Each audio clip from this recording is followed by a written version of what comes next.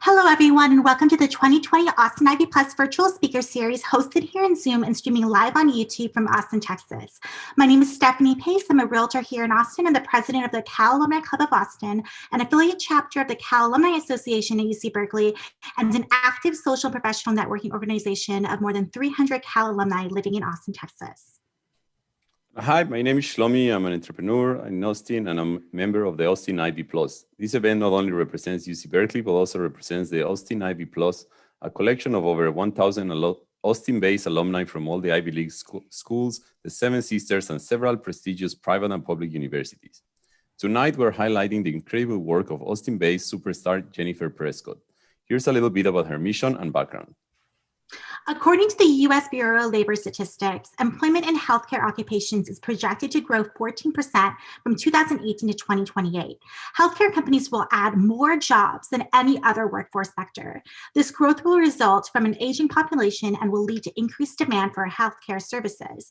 The current pandemic requires that families consider senior living options outside of facilities due to safety concerns.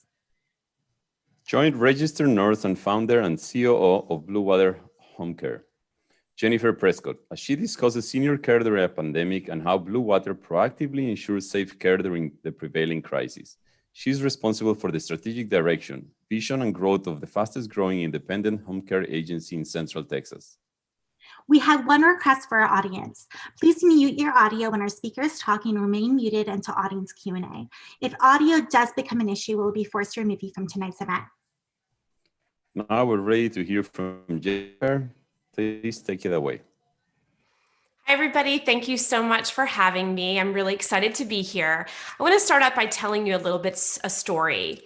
So almost 40 years to the day, the reason why I became a nurse was the fact that we were driving along with my father at a family event and my dad was having chest pain. And during that chest pain, he was a little nervous, but he decided to keep on driving. And so we finally got home. We went to the Newark Emergency Center in Delaware, and come to find out he was actually having a massive heart attack. Well, unfortunately, they had to ship him directly, very quickly to the Christiana Hospital for him to have an emergency bypass surgery. It was a quadruple bypass. After he had surgery, he was very cold and he was very nervous, and the whole family and I were very nervous. They brought us in the intensive care unit, and there was a nurse that stood beside me, and her name was Sammy. And that nurse, Sammy, allowed me to hold my father's hand when he was really cold and he wasn't breathing. He was actually breathing on a ventilator. And one of the things that I noticed is that she held my hand and put my hand to my father's hand, and she explained to me everything that was going on. And she told me what each tube was. She told me what surgery he had, exactly what was going on, and what to expect. I could notice that sense of fear kind of diminished, and I was not so afraid anymore. That was the moment almost 40 years ago that I decided to become a nurse. And now I'm proud to be here as a nurse for the past 25 years, and I went to Duke with my master's degree in nursing health administration. So I'm here to talk to you about COVID-19 trends in the senior care market. And I can tell you, it has absolutely been a complete whirlwind. I don't know about you, but I have felt like 2020, since about March 10th to 14th, it has felt to me like I have been chased by a tiger. It's been this constant fight or flight response.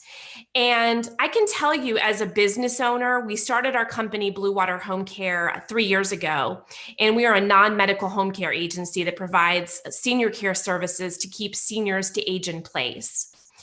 We all were very shocked, and I know all of us that are on this call were shocked when all of this happened.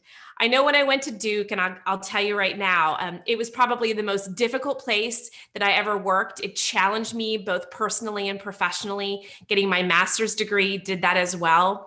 But I can tell you that working there definitely prepared me, and going to school there definitely prepared me for the pandemic. Even though we were all in complete shock, we were looking for information. I mean, I just think about it. We were on our phones. We were checking out Facebook. We were on CNN, NBC. We were on Fox News, anything we could get information. We were trying to, doing this 24/7. We were watching the COVID dashboards. We were seeing the numbers rising. those of us that were home care agencies or in healthcare, we were trying to find personal protective equipment. Those of us that do non-medical home care, we had gloves, but we didn't have masks. We didn't have face shields. We didn't have eyewear. We didn't have any of those things.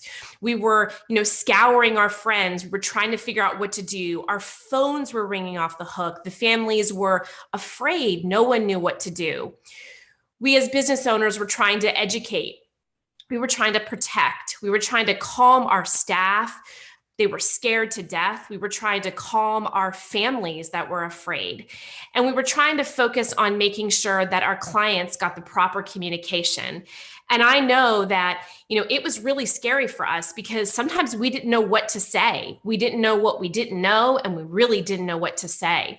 We had a lot of clients during the pandemic. We lost about 15 clients within the first 3 weeks of the pandemic.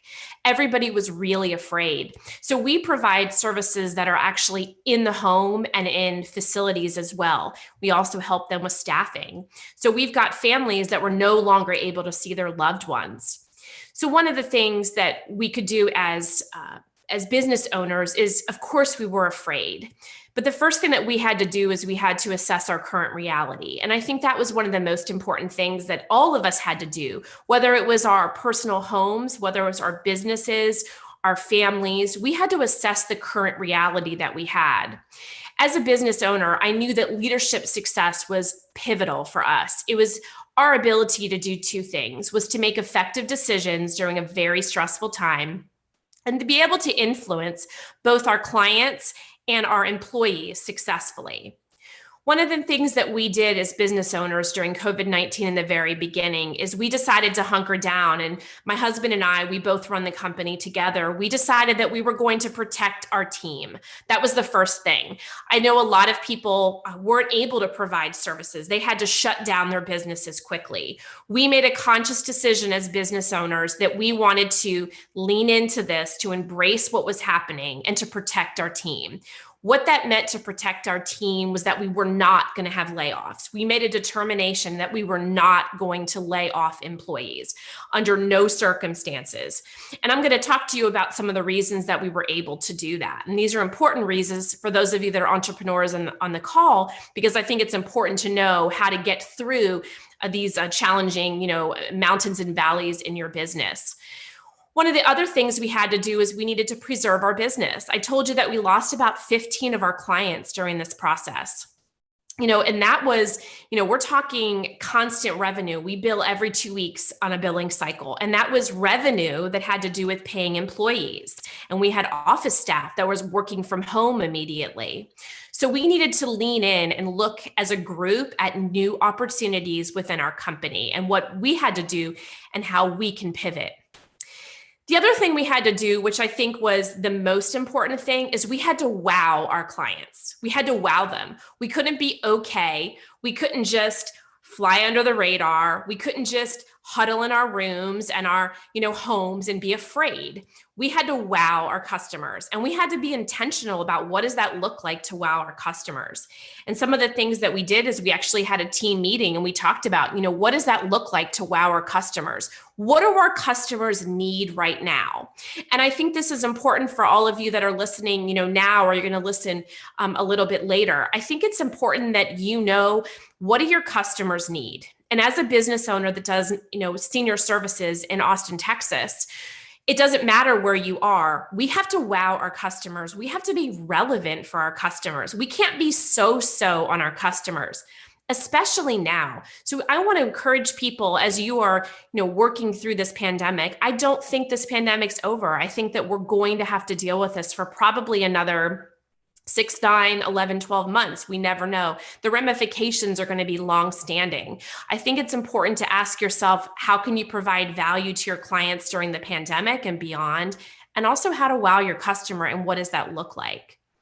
So some of the things with, in senior care, we're in a really fast-paced environment. And many of you are in technology, probably listening on this. That's a fast-paced environment too. We are very fast-paced when it comes to what clients and families need. I can tell you during the pandemic, in the very beginning, everybody did what most of us did, which was try to find toilet paper, try to find cleaning supplies, which was very challenging, finding cleaning supplies, figuring out if they could have Instacart. But then they think about these seniors that are potentially living, by themselves in a senior community.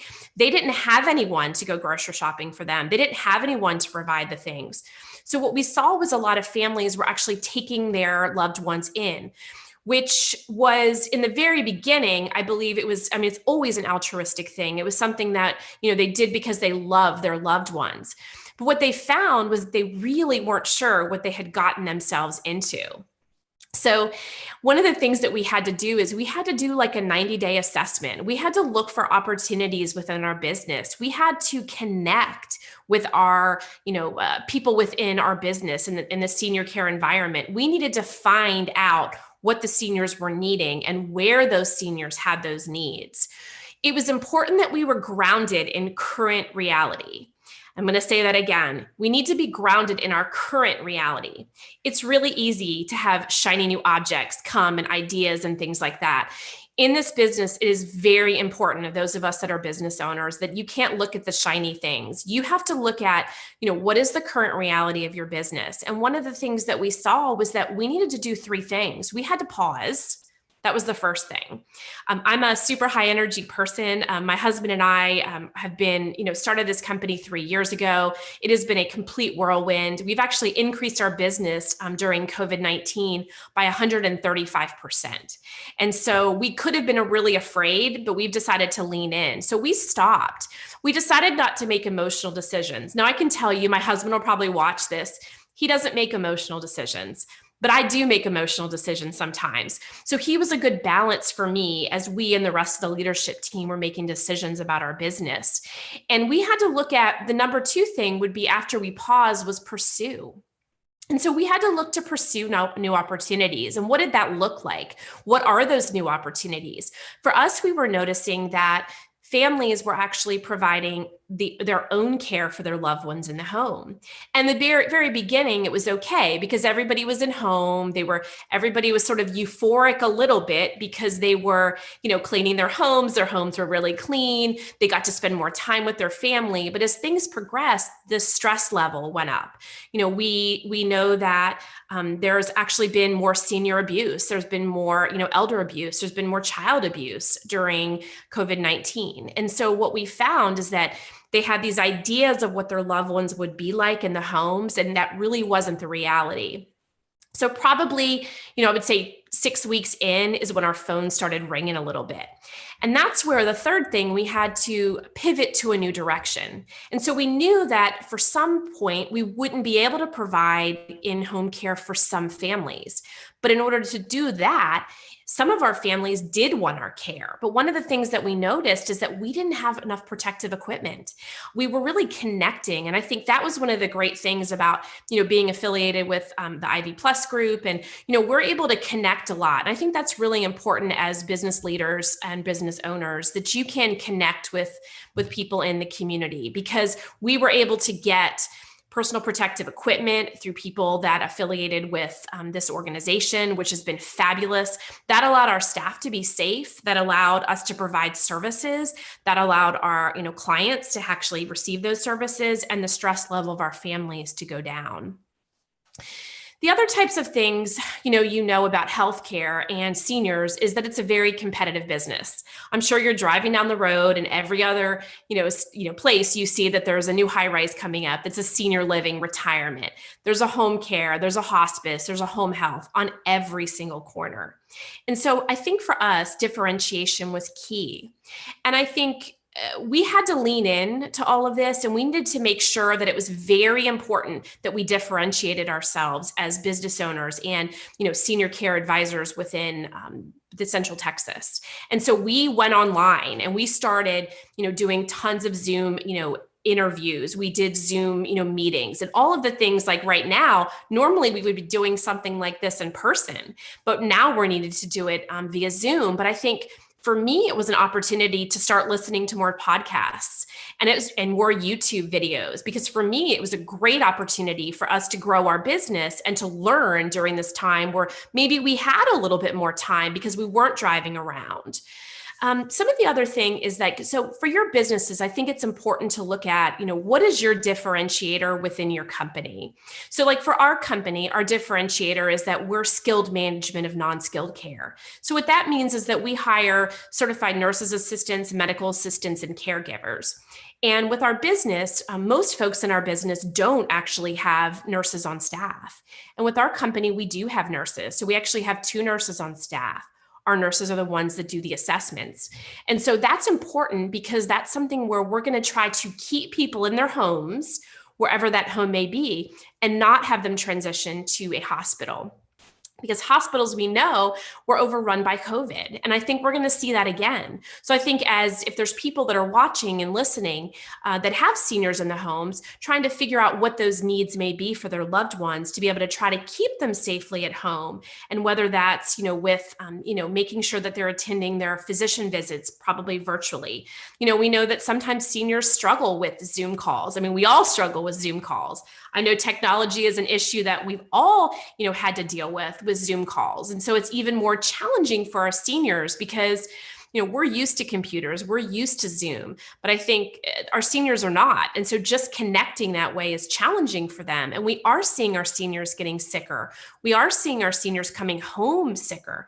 We're seeing them sometimes not go to their primary care doctor appointments because it's too difficult to go there. They're afraid. Their doctor's office is not doing any more in-person visits. We're seeing people that are not taking their medications, which is a very difficult thing. This can increase their risk of going to the hospital. So if you know a senior that needs help, it's important that you connect with them and see if they need extra resources. There's a lot of resources out there in our communities, and it's important that you connect with them.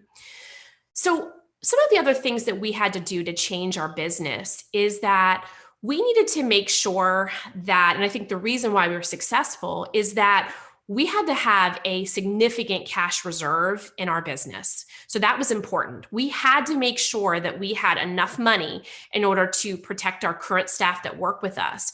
And that's, 6, 9, 12 months out. We needed to make sure that if everything sort of shut down, because we made a decision as a company that we weren't going to lay off employees. And so we had to make sure that we had enough money to be able to, protect their jobs, but we also had to look at new opportunities within our company. The other thing we had to do, and we talked a little bit about it already, is we had to have ample personal protective equipment. It's very scary to have people that live in a home, and you have someone coming into the home because they're very, very afraid of that. And so it's important that we had that enough personal protective equipment. I think the other thing is, and this is important for all businesses, is that hiring can't stop.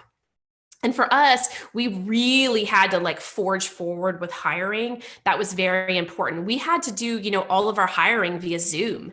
And that's something that, we had never done before. And that was a little bit of a challenge to begin. But I can tell you, it actually turned out to be a blessing because we were able to connect with people quicker. And then we were able to find people that maybe weren't a good fit quicker, because before they may have actually come into our offices.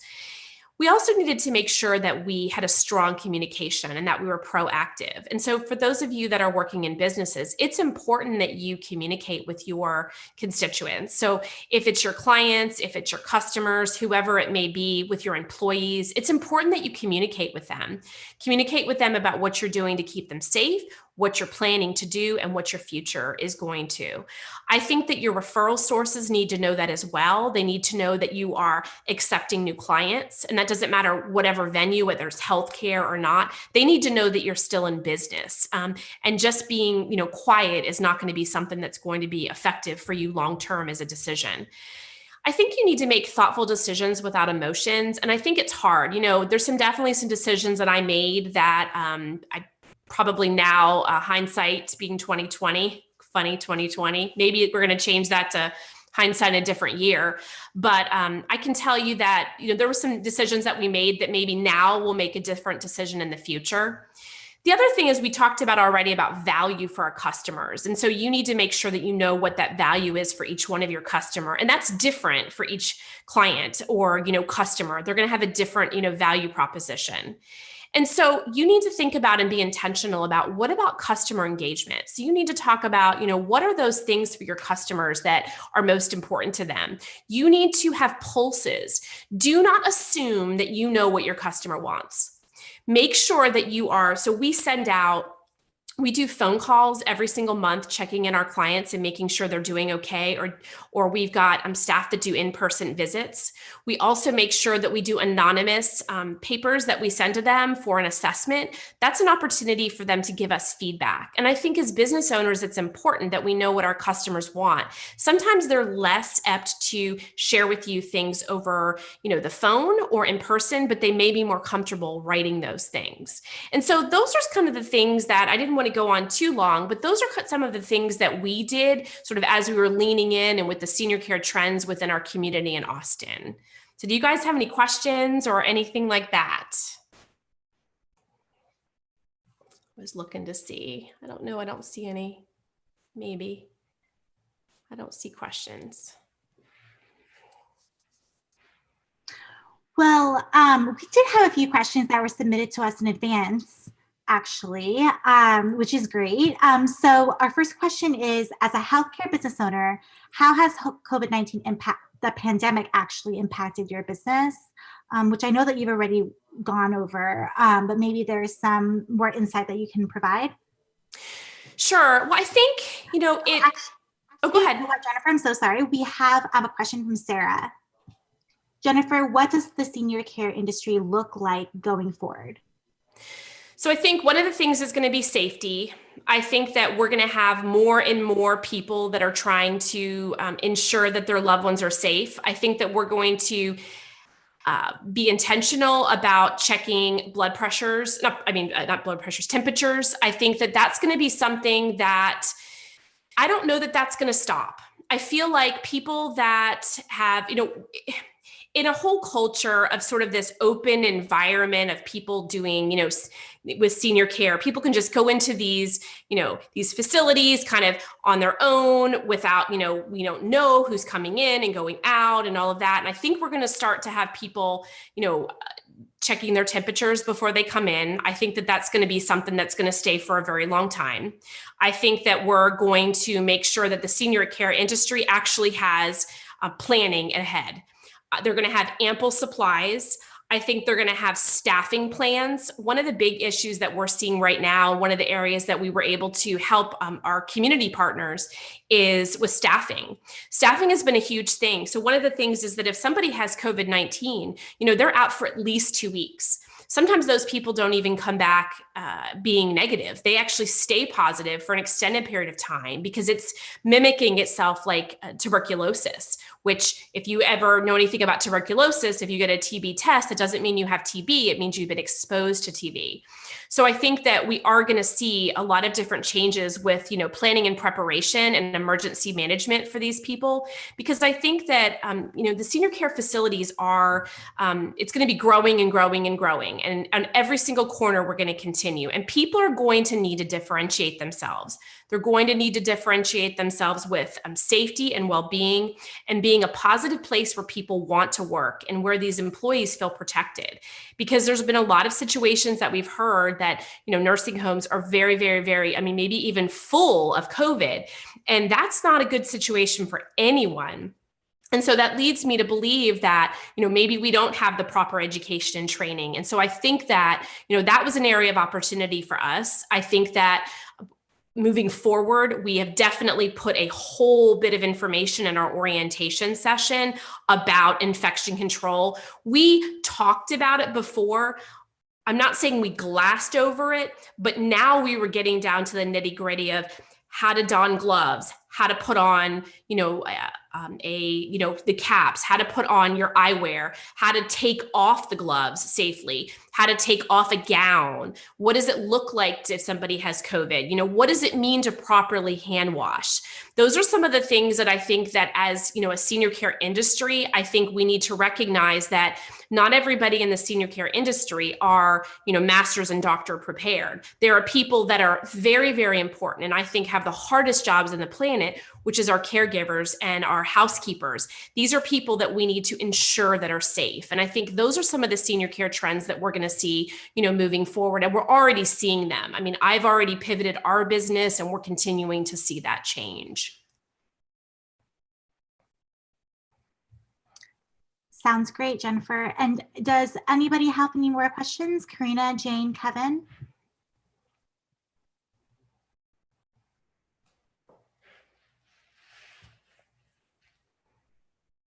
Well, I know, Jennifer, that we did have those questions that were submitted to us. Do you want me to read over maybe a couple of them? And maybe Sure, go ahead.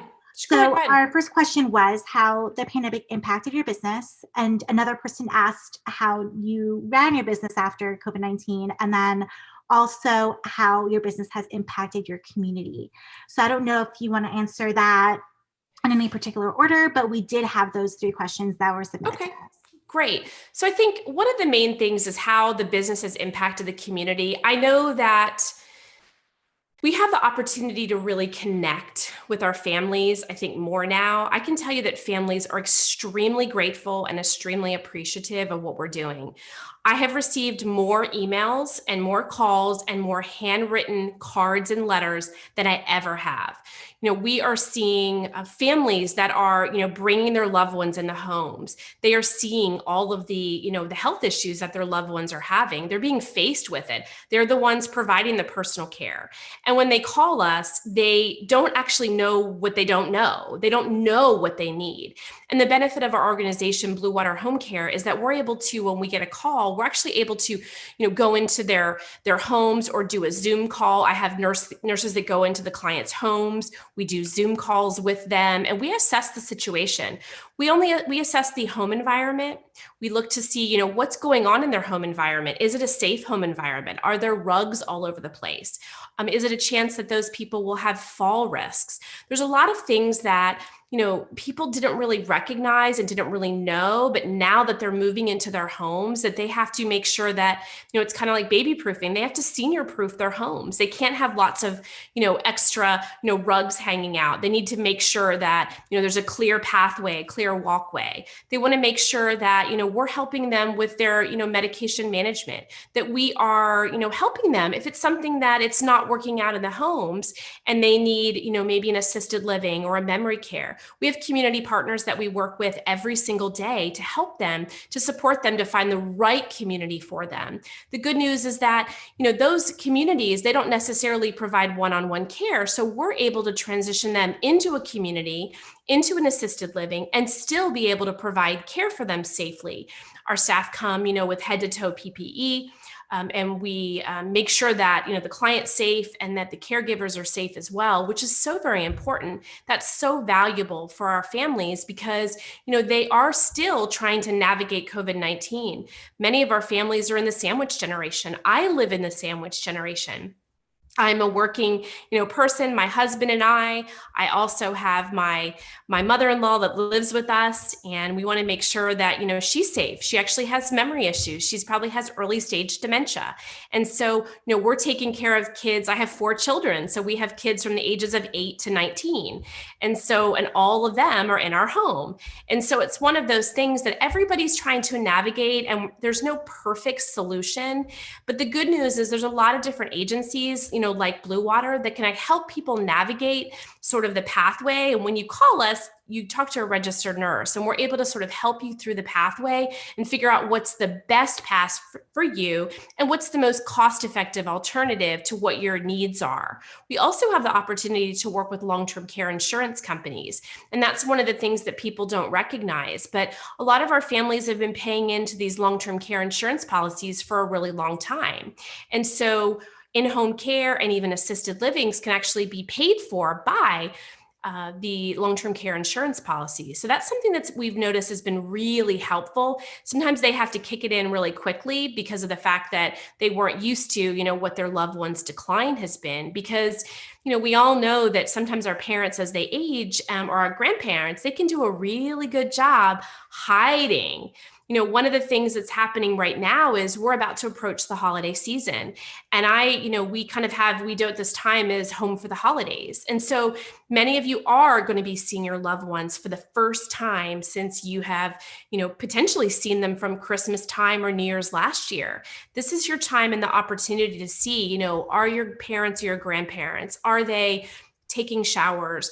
Have they had any falls? Do they have any bruises? Is their homes clean and neat? If they're a clean and neat, organized person. Are they taking showers? Do they have piles of laundry? And that's a big change for them. You want to look at the home environment to see, because assess to see, how they're doing with their memory. It's really important. This holiday time is a time that, families really need to, look into their loved ones and see how they're doing, because I do feel like it's an opportunity for them to see that it's possible that they're not taking their medication. So that's one of the things that it's really important that, agencies like mine can do is can help with medication management. And we do medication reminders for the loved ones, help them with bathing, dressing, grooming, meal preparation, and planning. Those are all things that you may not know. And now that you're coming into the holiday season and you're starting to see your parents or grandparents, you may notice that maybe, your mom or your grandmother has done a great job and she used to make this huge feast, for Thanksgiving or for Christmas. And you notice now that, she really doesn't have the energy or the wherewith to do it. And those are the types of things that's maybe an indicator that, you may want to give someone like us a call, to see if there's any types of services that may be beneficial for your loved one.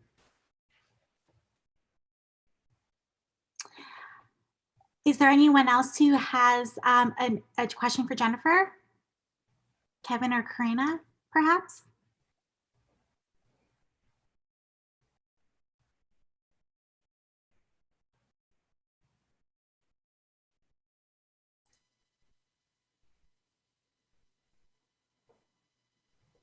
Okay, well, Jennifer, your talk was fantastic. I'm so happy that you were able to join us as a speaker.